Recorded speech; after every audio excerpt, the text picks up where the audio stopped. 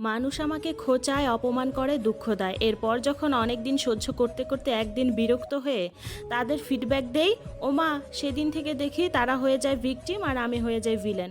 মাঝে মাঝে তো বুঝতেই পারি না সমস্যা কি আমি আগে সৃষ্টি করলাম নাকি তারা। তারা যখন আমার সাথে সমস্যা করে তখন কিছুই না, আর সেম ব্যবহার যখন আমি তাদের ফেরত দেই তখন আমি ভিলেন হয়ে যাই।